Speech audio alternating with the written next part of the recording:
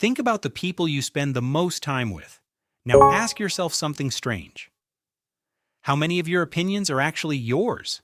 The way you laugh, the words you use, the food you enjoy, the risks you take, even the goals you chase. It's easy to believe that these are all personal choices. But what if your brain has been quietly reshaping itself without you even noticing? And what if becoming more like your friends isn't a sign that you're weak, but something your brain was designed to do? Maybe you've noticed it before. You meet a new group of friends. At first, you're different. You don't understand their jokes. You don't listen to the same music. You don't order the same food. Their habits feel unfamiliar. But a few months later, something changes. You start using the same expressions. You laugh at jokes you didn't understand before. Your daily routine shifts. You even begin thinking about certain topics the way they do. One day, someone who has known you for years says, "You've changed." And they're right. The strange part is, you probably never decided to change. So what happened? Were you simply copying your friends? Or was something much deeper happening inside your brain? Most people explain this with a simple sentence. People influence each other. That's true, but psychology suggests the story is much more interesting. Because researchers have spent decades asking a surprisingly difficult question. Do your friends change you? Or do you naturally choose friends who are already similar to you?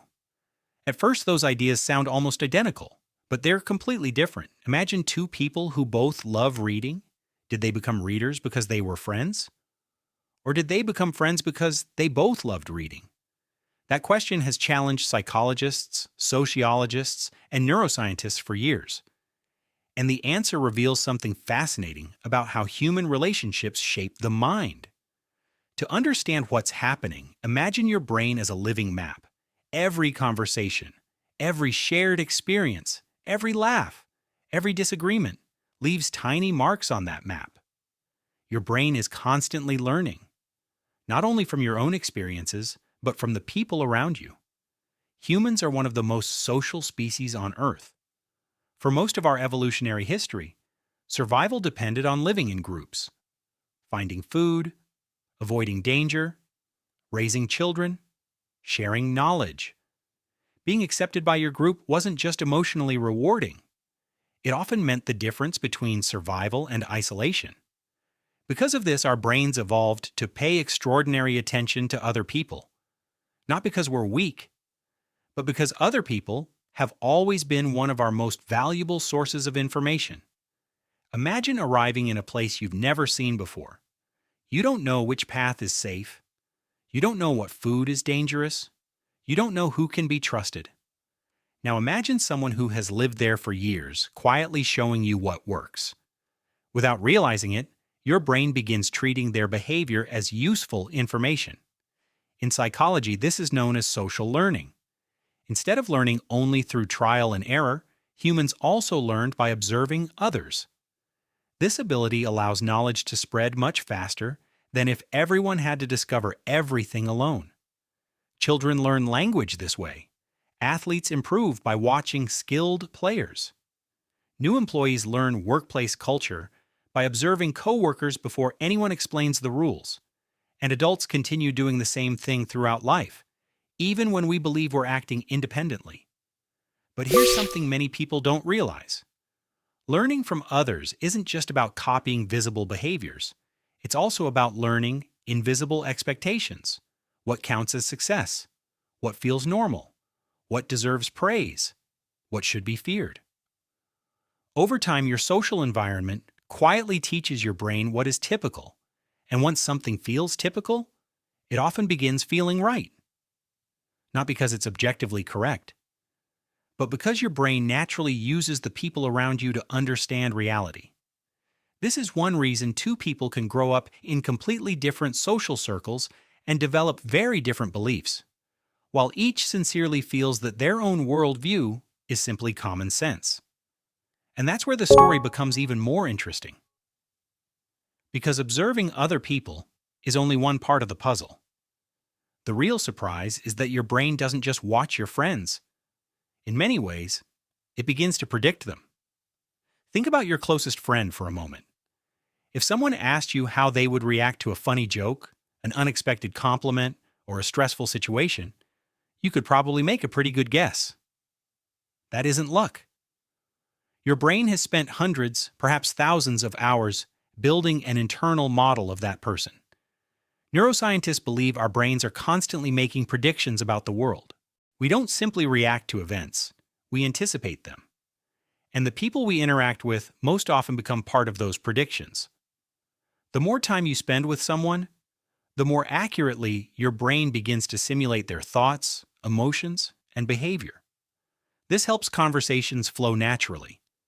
You finish each other's sentences. You laugh before the punchline is over. You know when something is wrong without a single word being spoken. But something subtle happens along the way. As your brain becomes better at predicting someone else's behavior, you're also repeatedly exposed to their habits, attitudes, and emotional responses. Over months and years, those repeated experiences can gradually influence your own. This doesn't mean your personality disappears.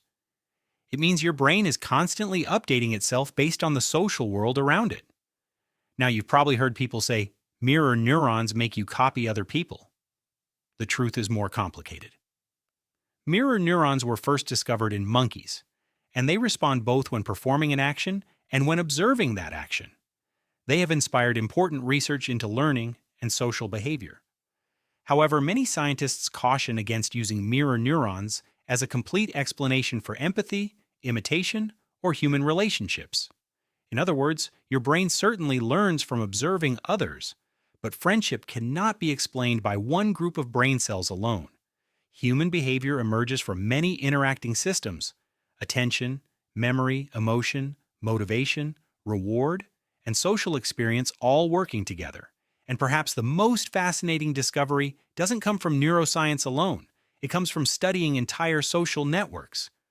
Researchers have found that behaviors such as exercising regularly, smoking, eating habits, and even emotional well-being often cluster within friendship groups. This doesn't necessarily mean friends directly cause these behaviors.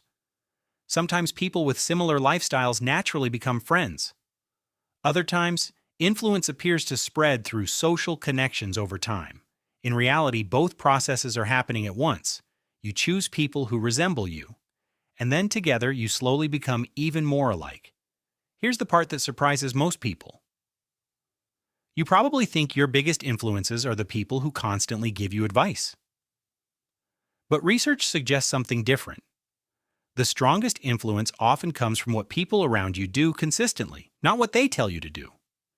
Imagine two friends. One says, "You should exercise more," but never exercises. The other never mentions fitness. They simply go for a walk every evening. Which person quietly changes your idea of what's normal? Usually it's the second. Because your brain pays extraordinary attention to repeated patterns, not dramatic speeches. Normality is contagious. If everyone around you treats reading as normal, reading begins to feel normal. If everyone procrastinates, procrastination starts feeling acceptable. If curiosity, kindness, learning, or discipline become part of your group's everyday behavior, your brain slowly adjusts its expectations without anyone forcing you. And that's one of the most powerful psychological forces in everyday life. We rarely become who people tell us to be. We gradually become what our environment repeatedly shows us is normal. So what should you do with this knowledge? First, don't panic and assume your friends are controlling your mind. Human beings always retain personal choice. Social influence is powerful, but it isn't destiny. Second, pay attention to patterns instead of individual moments. One conversation won't change your life. One weekend won't transform your personality.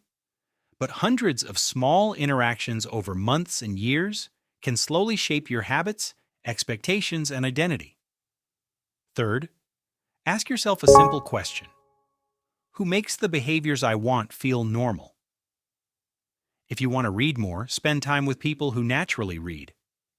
If you want to become healthier, surround yourself with people who make healthy choices seem ordinary rather than exceptional. If you want to stay curious, find people who ask thoughtful questions instead of pretending to know everything. This isn't about abandoning old friends or judging people. It's about recognizing that environments matter. Just as plants grow differently depending on the soil they're planted in, people develop differently depending on the social environments they spend the most time in. And finally, remember something important. Influence works both ways. While your friends shape you, you are also quietly shaping them. Your habits, your attitude, your optimism, your patience, your curiosity. They all become part of someone else's social environment, whether you realize it or not. Let's go back to the question we started with. How many of your opinions are truly yours? Maybe that's the wrong question. A better question is this: what kind of environment helped create the person you've become? None of us develop in isolation. Every meaningful conversation, every shared challenge, every friendship leaves a small imprint on the mind. That's not a weakness. It's one of humanity's greatest strengths. Because everything we've built, from language to science to culture, has depended on our ability to learn from one another. The people around you won't write your future, but they may quietly influence the direction you're walking. So choose your environment with the same care that you choose your goals. Because becoming a different person rarely happens all at once. More often, it happens one conversation at a time. If you learned something, subscribe to Mindora for more fascinating insights into psychology, the brain, and human behavior. And if you have any question, ask in the comments section.